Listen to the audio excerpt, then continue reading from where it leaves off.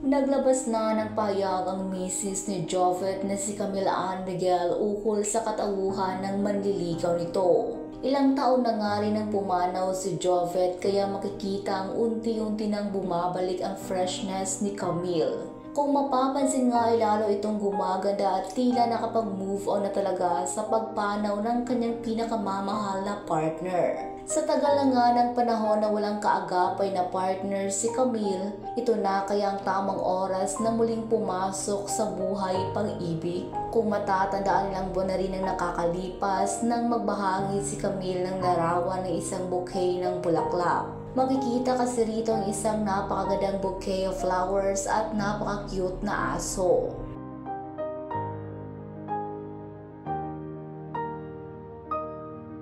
Hula nga ng madlaan ay bago na ngang nagpapasaya ng puso nito.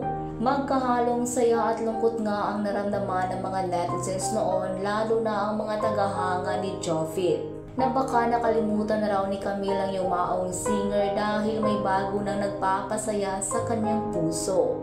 Noong panahon nga na iyon ay hindi pa nga binabanggit ni Camille kung sino talaga ang tunay na nagpapasaya sa kanya. Ngunit sino nga ba ang manliligaw na ito ni Camille? At bakit ito inulan ng komento?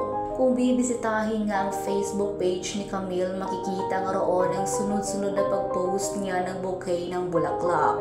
2 araw pa lang ang nakakalipas nga sa unang magbahagi si Camille ng larawan ng bouquet ng red roses. Simpleng thank you nga ang nakalagay sa caption ni Camille.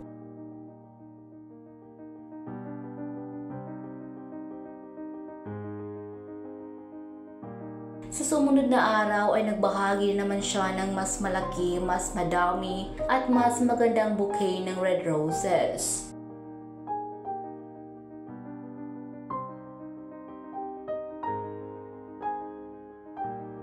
Sunod nga sa post na ito ni Camille ang isang video kung saan makikita siyang bumaba sa kanyang sasakyan habang dala-dala ang napakalaking bouquet ng bulaklak na ito. Mababasa nga sa caption nito na tila unti-unti niya ni-reveal kung sino ang nagbibigay sa kanya ng mga magagandang bulaklak na ito.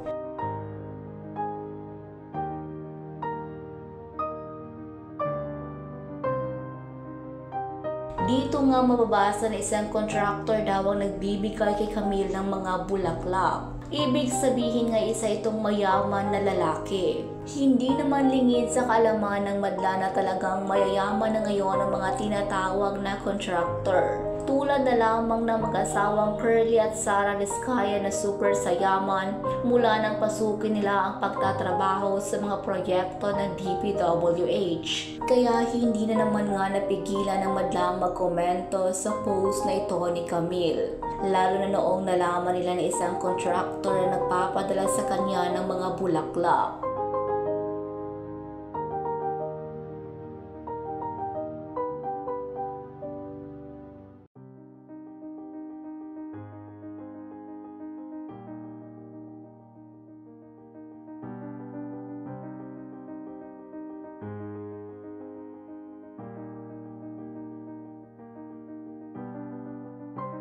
Sa ngayon nga ay wala pang pahayag si Camille tungkol sa mga komento ng mga netizens.